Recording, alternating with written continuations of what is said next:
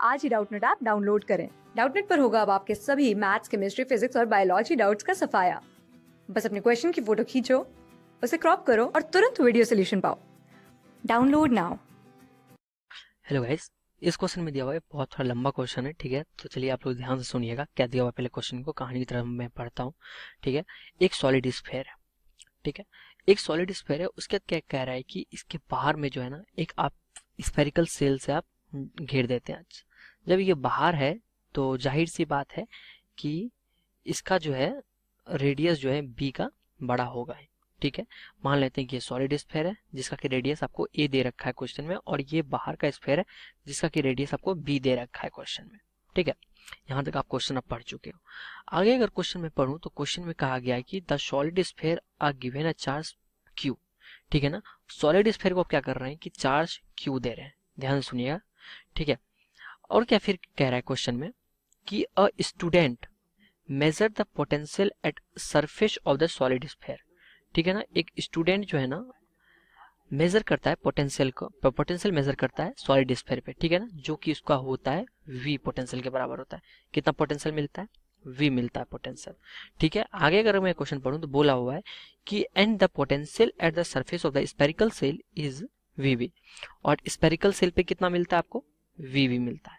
ठीक है, ये आपको स्पेरिकल सेल पे मिल रहा है। अगर इसको मैं a बोलूं और इसको b बोलूं तो va आपको वी ए कितना मिलता है? ये वी मिलता है।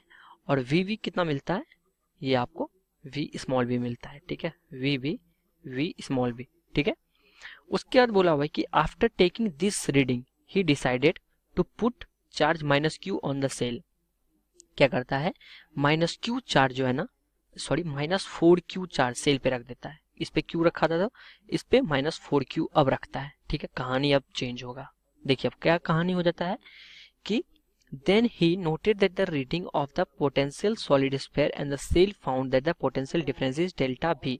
ठीक है, then he noted reading of the potential of the solid sphere and cell, दोनों का क्या किया? पोटेंशियल वो नोट किया। ठीक है, एंड ये पाता है कि दोनों में कितना डिफरेंस है? ये डेल्टा V का डिफरेंस है। जब इसमें जो है ना चार्ज -4 क्यू का देता है। कब होता है ये? -4 क्यू का चार्ज देने के बाद ये कहानी आ जाता है। पहले कहानी था क्यू चार्ज देने के बाद ये कहानी था कुछ। ठीक है, तो ये कहानी हो जाता है। अब ये क्या कर रहा है कि he then connected outer sphere of the earth by conducting wire. ठीक है, एंड फाउंड दैट, क्या करता है? आउटर स्फेयर को अर्थ से जोड़ देता है। आउटर स्फेयर को लाइक दिस अर्थ से जोड़ देता है। तो ये क्या फाउंड करता है? आउटर स्फेयर को अर्थ करने पे, ठीक है, अर्थ को अच्छे से लिखते हैं, अर्थ करने पे ये क्या फाउंड करता है? ये फाउंड करता है कि आउटर स्फेयर पे जो चार्ज हो जाता है ना, found that the charge on the outer sphere of the shell is Q1। ठीक है ना, आउटर स्फेयर पे कितना चार्ज हो जाता है? ये Q1 चार्ज होता है। ठीक है, ये फाउंड करता है। ये बोला हुआ है कि and then he decide to remove the earthing connection from the cell and earthed inner solid sphere. अब क्या कर रहा है कि ये अर्थ कर रहा है इनर सॉलिड स्फेयर को। ठीक है, अर्थ कर रहा है इनर सॉलिड स्फेयर को। अगर इनर सॉलिड स्फेयर को यहाँ पे अर्थ कर रहा है तो यहाँ पे इसको क्या मिल रहा है? सॉलिड स्फेयर पे कितना चार्ज मिल रहा है? सॉलिड स्फेयर पे इसको चार्ज मिला कि Q2 चार्ज है। ठीक है, इसको चार्ज मिल गया कि Q2 चार्ज जो है ना इसको सॉलिड स्फेयर पे मिला। उसके बाद क्वेश्चन में है यहाँ पे दिया हुआ कि connecting the Q2 charge, he then wanted to check the what happened if the two charges connected by the connecting wire।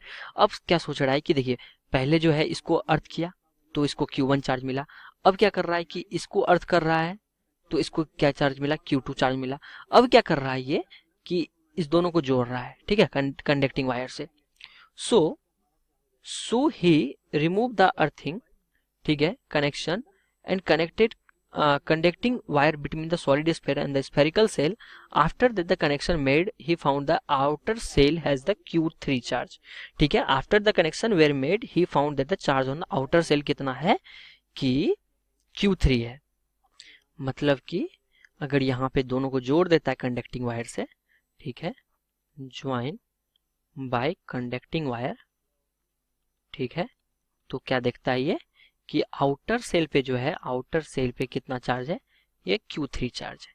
तो कहानी कितने बार चेंज हो रहा है, फर्स्ट बार ये Q चार्ज दिया तो ये देखा कि VA V है, VB VB है, एंड सेकेंड बार क्या माइनस Q चार्ज दिया बाहर तो देखा कि डेल्टा V है, ठीक है, दोनों के बीच का पोटेंशियल डिफरेंस। तीसरा कहानी बना क्या कि आउटर सेल को क्या किया यहाँ पे कि अर्थ किया, ठीक है, अर्थ के आउटर सेल को, तो Q1 चार्ज मिला आउटर सेल पे। फिर चौथा कहानी बना कि इनर अर्थ किया इनर सेल को, इनर स्फेयर को, ठीक है, तो फिर चार्ज Q2 मिला। और पांचवा कहानी बना कि दोनों को अगर ज्वाइन किया तो आउटर सेल पे Q3 मिला, ठीक है। तो अब क्वेश्चन पढ़ते हैं, क्वेश्चन क्या पूछा हुआ है। क्वेश्चन यहाँ पे पूछा हुआ है कि पोटेंशियल डिफरेंस डेल्टा वी, ठीक है, ये क्या है, डेल्टा वी है। तो potential difference delta V measure by the student between the inner solid sphere and the outer solid sphere after putting the charge minus Q is. तो minus Q जब charge रख देंगे तो डेल्टा वी जो है कितना होगा, जो स्टूडेंट यहाँ पे रीड किया। देखिए potential difference is such situation, कितना कैसा किस पे डिपेंड करता है, depend on the inner charge only, ठीक है ना। सिर्फ क्या करता है ये कि इनर चार्ज पे डिपेंड करता है, ठीक है ना। तो पोटेंशियल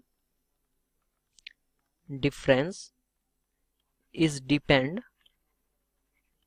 ऑन इनर चार्ज, ठीक है, ये आप जानते हैं कि इनर चार्ज पे डिपेंड करता है, ठीक है।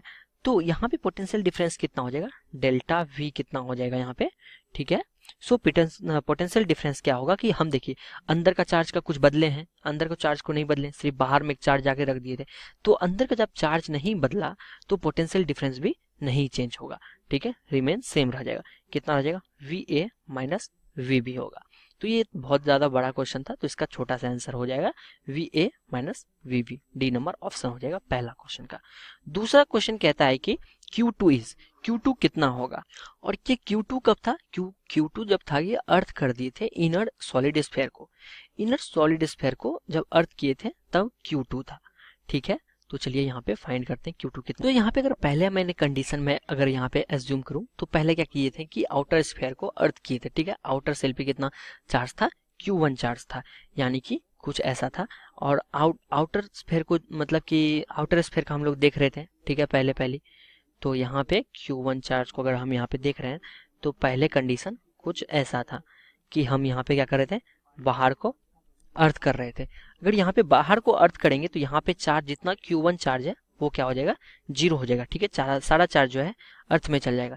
यहाँ मतलब Q चार्ज था, यहाँ पे माइनस Q चार्ज हो जाएगा, ठीक है। ये तो पहला कंडीशन बन रहा था। अगर मैं दूसरा कंडीशन देखूँ तो दूसरा कंडीशन यहाँ पे क्या बन रहा है, दूसरा कंडीशन कुछ ऐसा बन रहा है। अगर देखें तो Q2 यहाँ पे चार्ज था, ठीक है। अब क्या कर रहे हैं कि इसको हम लोग अर्थ कर रहे हैं, ठीक है, इसको हम लोग अर्थ कर रहे हैं, और यहाँ पे कितना चार्ज है, माइनस Q चार्ज है, क्लियर है। ये दूसरा कंडीशन था, ठीक है।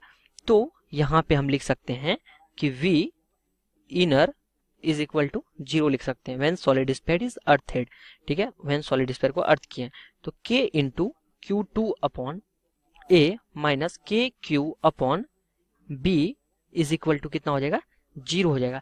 ये तो आप समझ गए होंगे कि ये 0 हो जाएगा क्योंकि पहला कंडीशन था कि यहाँ पे जो है आउटर स्फीयर को क्या कर रहे हैं, अर्थ कर रहे हैं। दूसरा था कि इनर स्फीयर को अर्थ कर रहे हैं। इनर स्फीयर को अर्थ करने के बाद देखिए यहाँ पे चार्ज Q2 आ जाता है, यही तो कह रहा है कि इनर स्फीयर पे Q2 आ जाता है, और पहले कितना था, Q1 था, ठीक है ना। इस पे आउटर स्फीयर को अगर किए थे तो यहाँ पे चार्ज कितना आ रहा था, Q1 आ रहा था, ठीक है। तो यहाँ पे से अगर निकालेंगे हम वैल्यू तो Q2 का कितना आता है वैल्यू, Q2 का वैल्यू आता है Q into A upon V आ जाता है, ठीक है। ये आता है आपको Q2 का वैल्यू, क्लियर है। अगर यहाँ पे देखें तो B नंबर ऑप्शन इसका सही है, ठीक है। तीसरा अगर क्वेश्चन यहाँ पे देखें, तीसरा क्वेश्चन में क्या कह रहा है, Q3 निकालने का रहा है। Q3 कब चार्ज था, Q3 अगर यहाँ पे ध्यान दें तो ज्वाइन दोनों को कर रहे हैं तो Q3 चार्ज था, ठीक है। Whole inner charge transfer to the shell, अगर हम ज्वाइन करेंगे तो यहाँ पे क्या हो जाएगा, whole inner charge transfer to the shell, clear है, ट्रांसफर टू द सेल। तो total charge on the shell कितना हो जाएगा, total charge on the shell कितना हो जाएगा, ये हो जाएगा Q2 माइनस Q, मतलब प्लस, तो वो माइनस Q था तो प्लस माइनस कितना हो जाएगा, माइनस हो जाएगा, which is equal to Q into A minus B, A upon B minus 1 हो जाएगा। तो यहाँ पे इसके अनुसार से कौन सा आंसर हो गया इसका, तो यहाँ पे आ गया, इस फॉर्म में नहीं आ रहा है, ठीक है। तो यहाँ पे क्या करते हैं, एलसीएम ले लेते हैं b को, q इंटू ए माइनस बी, ठीक है, q इंटू ए माइनस बी अपॉन बी। तो c नंबर यहाँ पे देखिए आपको आ गया आंसर, ठीक है। इसका क्या हो जाएगा, c हो जाएगा, c नंबर आंसर। इसका हो जाएगा आपको b नंबर और इसका हो जाएगा d नंबर। ये था इस पार्ट का आंसर था। क्लास 6 से 12 से लेके नीट, IIT, जेई मेंस और एडवांस के लेवल तक 10 मिलियन से ज्यादा स्टूडेंट्स का भरोसा। आज ही डाउनलोड करें डाउटनेट ऐप या व्हाट्सएप कीजिए अपने डाउट्स 8400 400 400 पर।